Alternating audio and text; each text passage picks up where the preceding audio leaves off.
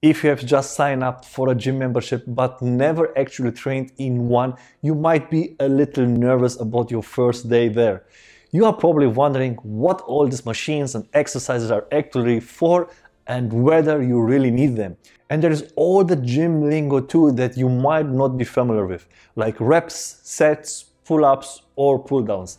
I admit it can get a bit confusing in the beginning, but the good news is that you will quickly get the hang of it. And if you watch this video till the end, you will know exactly what you train on your first day at the gym. We will talk about what the best workout for beginners should look like and what the best exercises are. I will also explain the most important terms and give you a workout plan that you can follow right away. If this sounds good to you, let's get started. So the first important step in figuring out how to train on your first day at the gym is to set clear goals. With so many workout plans out there, you have to have a clear goal in mind to choose the right one. For this video, I will assume that your primary goal is to build muscle and maybe lose fat. Basically, you want to look and feel better. That's what most people are interested in and what brought me to the gym on my first day.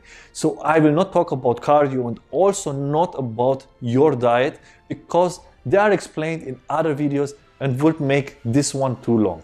Assuming you want to build muscle and maybe get rid of some extra fat, you will need a workout plan that helps you achieve these goals and one that is made especially for beginners. This is important because you will find thousands of workout programs online and most are pretty horrible, to be honest. For example, if you ever bought a bodybuilding magazine, the sample workouts they sell are usually made for actual bodybuilders and include way too much volume and way too many isolation exercises.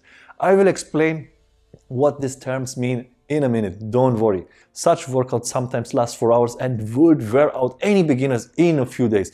Instead, as a beginner, what you want to do is a full body workout that is built around the most effective exercises in around 60 to 90 minutes long. Before I go over with such a workout would look like, I need to explain a few terms just so you know what I'm talking about.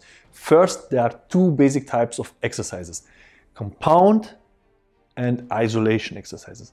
Compound exercises utilize multiple joints, whereas isolation exercises use only one. For example, the bench press is a compound movement because it uses your shoulders and elbow joints, whereas the bicep curl is an isolation movement because you only flex at the elbow. You are a beginner. Workout should be around compound exercises because they target several muscle groups at once, giving you the best muscle activation measured by the time you spend working out. This makes them perfect for building strength and gaining muscle fast. Next, you should know what the terms reps and sets means. Doing one rep or repetition means doing an exercise once. Doing 6 reps of the bench press, for example, means going through the motion 6 times. So lowering the weight, then pushing it back up 6 times. As set as a series of reps you do without rest. So if you do 6 reps at the bench press and then stop, you did one set of 6 reps. When you get a workout plan, you will often see the sets and reps listed as sets times reps. So all 4 times 6 is the same as saying 4 sets of 6 reps. Okay, with this in mind, what should your workout look like? The biggest mistake beginners make is that they focus too much on isolation exercises and not enough on compound exercises. They think the only way to get bigger arms or fuller chest is by hitting the muscle directly. So they do a million bicep curls in a row. The problem with this mindset is simple. Muscle grow only when they need to, which happens when they are put under a lot of stress. When you go to the gym, you are trying to force your muscle to grow by overloading them.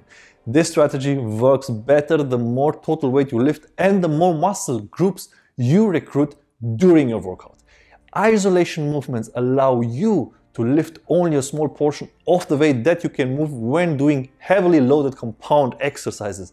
That's why a workout will be built around the 4 most important compound lifts: the squat, bench press, the deadlift, and the overhead press. They are great because all four can be considered not only compound exercises but full body exercises. Their underlying movements mirror everyday motions like picking up something heavy in the case of deadlifts and squats, pushing it away for bench press, or lifting it above your head for the overhead press. These movements build bigger arms and legs while strengthening your core at the same time. This means your abs and lower back get a workout too. Have some. Now, you only need a workout plan that intelligently combines these lifts. Here's a good example that I usually recommend to beginners. As you can see, the workout plan consists of 2 full body workouts and includes all 4 lifts along with the barbell row and the leg pull down machine.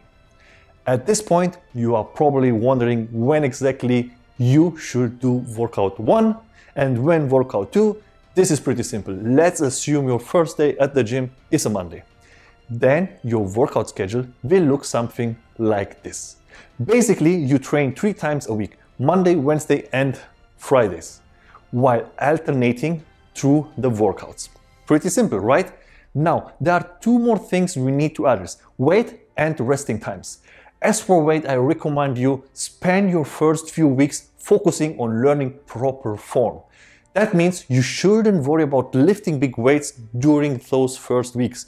For each exercise, use a weight that is defined a little too light and easy for you, and try to get the hang of the motion.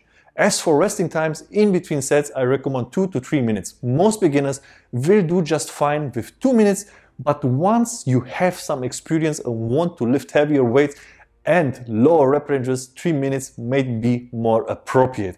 And that's pretty much it.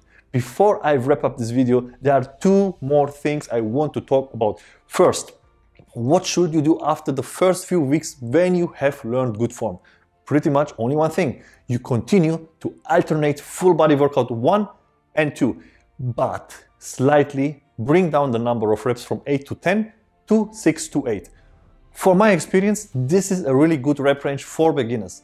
Next, fewer reps will mean more weight, so you should strive to lift heavy, not strong and heavy, but enough weight that you come about 1 to 2 reps short of muscle failure on your sets. Once you have the structure set up, the only thing you need to do is to keep adding weight to the bar. As a beginner, you should constantly strive to lift more weight. So many beginners lift the same weight for weeks after weeks and wonder why they won't see any results. But remember, your body only grows when it has to. So you have to create an environment that forces your muscle to grow. If you enjoyed this video and want to hear from me again, be sure to hit the subscribe button before you go. If you have any questions, comment below, give me a like, and just follow me to don't miss one of my videos on YouTube, Instagram, and Facebook. To your success, your health and wealth mentor.